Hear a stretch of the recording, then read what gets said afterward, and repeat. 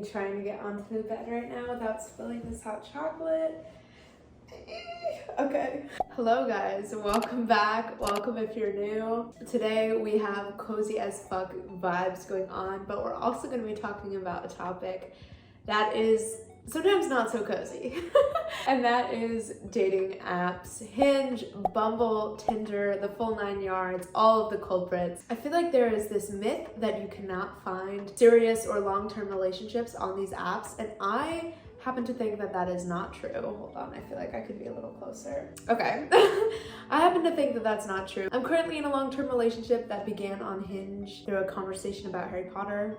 I think that regardless of what you're looking for, you can find it on these apps, especially now that with COVID and everything, more and more people have like sort of been pushed towards downloading them. There's this misconception that you can't find anything serious or healthy or like consistent on these apps. So this video is going to be mainly focused on people who want to find either relationships or even just like flings, consistent dates, something a little more serious than a one-off hookup. I'm not really going to be focusing on using apps for that. I want to be focusing more on if you want an actual emotional romantic connection of some kind. So I'm going to be giving you guys 7 different tips. The first 2 are coming directly from the video I made talking about Bumble BFF, which is like the friend version of Bumble. So I'm going to speed through those 2 tips because I already talked about them in a past video. I'll have that video linked. But I still think that they're relevant to dating on these apps, so I thought I wanted to include them anyway. Tip number 1, use their bio or interests to strike up a conversation. And in return, make sure that your bio has enough specific information about you for other people to use it to strike up a conversation with you. If someone mentions a particular book series or hobby or country they've traveled to that you have a story about or interest in, bring it up in your first message to them. It could be a great way to break the ice of conversation. Like when I started talking to my current boyfriend who I found on Hinge, thank you Hinge, I'm a big fan of Hinge. I had something about Harry Potter in my bio. He messaged me talking about his Hogwarts house. That was like an immediate conversation starter, and we got right into talking about our interests as opposed to being like, hey, what's up? Which probably would have resulted in 0 conversation. So giving that tidbit that I liked Harry Potter in my bio was a really great jumping off point for a lot of people to start conversations with me about something that I'm interested in and something I can talk about at length. Make sure the things that you are including in your bio, like the interests, the jumping off points, are things that you're capable of talking about in a conversation, something that you think you could take and run with if someone asks about it. Don't have the fact that you went to Italy in your bio if you're not really in the mood to have conversations about your trip to Italy. People are gonna latch onto that, and if you're not down to talk about it, that lack of interest is just gonna push them away. Tip number 2, be picky to avoid swiping fatigue and to make sure you don't waste your time. Swiping fatigue basically refers to when you've been swiping, having really surface level bland conversations, and it's just an exhausting, dehumanizing process that feels a lot more like shopping than it does dating. We don't want that. So the more picky you are about who you're swiping on and therefore who you're matching with, the more likely you are to have better conversations with those people because you're swiping on people you actually have shared interests with, not just people that are remotely pretty. It saves you a lot of time from conversations with people that you're ultimately just not going to be interested in. All right, now we're going to dive into the fresh tips that I did not mention in the other video. Know your non-negotiables. Sort of going off of that idea of not wanting to waste your time, chances are there are a few things that you don't want to budge on, that you really want a partner to have or not have. This could be things like a political stance, a distance from you even, or like religious beliefs. There's no shame in having things that are non-negotiable for you personally. It doesn't mean you're judging the people that don't fit that. It's just that they're not your type or what you're looking for, and that's okay. In fact, it can really help you narrow down the people in the dating pool, which makes the process so much easier. For example, I know political stance is a non-negotiable for me. Now that I know that, I immediately know how to narrow down the people that I know I'm not going to get along with and just get rid of them out the gate. Don't even swipe on them. And make sure that you're checking for your non-negotiables on people's profiles. Just having those quick screening things can make it a lot easier when you're quickly going through people's profiles. Tip number 4 sounds a little bit weird. Don't be blinded just by good looks, but also don't be blinded by just a good personality. And here's why I say this. I think sometimes people can get on a bit of an ego trip by saying, oh, I only care about personality, you know? I don't look at looks, I don't care about appearances. And while that's great in theory, and that's like a really nice, pure thought, at the end of the day, one of the core things that separates romantic relationships from platonic relationships is this element of attraction. You need to be attracted to the person that you're dating. You're actually doing both yourself and the other person a disservice by matching with or going on dates with people you're not genuinely attracted to. I think there's also sometimes a temptation to be like, oh, well, like if I hang out with them, if I get to know them, like the attraction will come, like through their personality, I'll start to find them attractive. But that's not guaranteed, so playing that card is kind of a risk. You don't want to find yourself 5 dates in being like, so I was hoping I would just start being attracted to you, but I'm still not, so.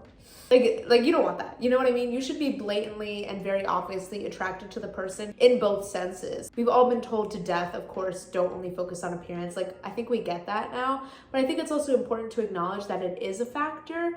And in order to have a successful relationship, you really should have both physical attraction and personality compatibility. All right, tip number 5, don't be afraid to be blunt about what you want / what you don't want. I think a lot of people going into dating apps sometimes don't really know what they want. The usual answer is like, I don't know, like I'm just talking to people and seeing what happens. Like that's usually what people say when you ask what they're looking for. Something that I've found to be potentially more effective is just to say what you're not looking for. So like if you think you might want to get into a relationship, or at least you know you just want to go on dates with people, it's okay to be like, look, I'm not like looking to hook up with anyone, or like just making sure that you know that I'm not looking to hook up with anyone. It might be kind of awkward to say things like that because you might be worried, oh, like what if they don't feel the same? What if that's not what they're thinking about? Like then I'll be rejected, they'll stop answering. But at the end of the day, it's like, if you guys don't want the same thing anyway, either it's gonna die out now because you talk about it, or it's gonna die out way down the line after you've wasted a ton more of your time, and then eventually you find out that that's all they wanted. So it saves you so much time to be more upfront about it at the beginning before you get attached or before you invest a lot of time. You don't need to be like, okay, I know I want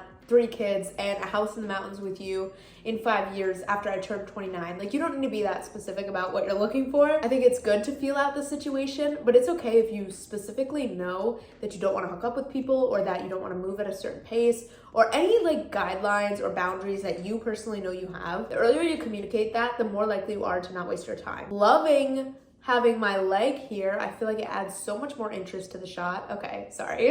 Okay, tip number 6, questions. Questions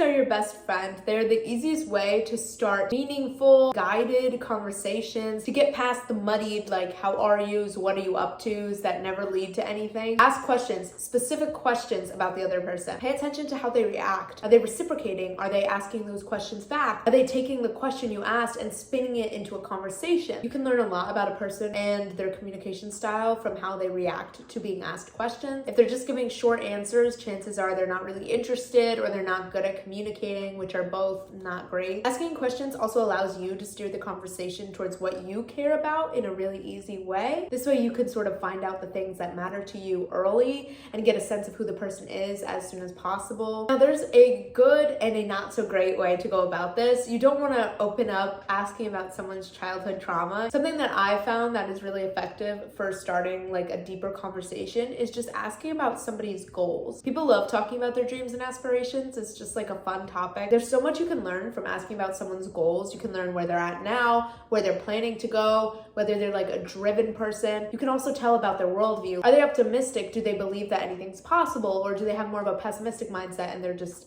you know, settling for the cards that they've been dealt? Trying to find out where they want to go in life can give you so many answers and just clarity on what type of person they are and what their priorities are. It's like still sort of a light, optimistic, happy topic to just like ask, you know, what are your goals? Like, what do you want to do with your life? If you find that you're asking all these questions and not really getting the same energy in return, I honestly think that's a red flag. This is the beginning of you guys talking. Unreciprocation at the beginning is really a bad sign because it means that down the line, chances are they're going to be even drier and even less engaged. This is when everyone's on their best behavior. So if their best behavior is bad, you know it's only going to get worse as the relationship progresses. Okay, tip number 7 isn't so much as a tip as just like a piece of advice. statement. When you find the right person, it's not going to feel hard. This is supposed to be the easy part. It's the exciting, new, getting to know each other stage. If you're already struggling to maintain conversation, chances are you're not that compatible, they're not that great of a communicator, and those are just things that you don't want to waste your time on. So if it's not easy at the beginning, don't force it. You have no obligation to this person. You have no real connection to this person. So if they're not bringing something to the table, if they're not engaging with you, just drop them and move on to the next one, no matter how cute they are, okay? This is supposed to be the easy part, and if it doesn't feel like the easy part,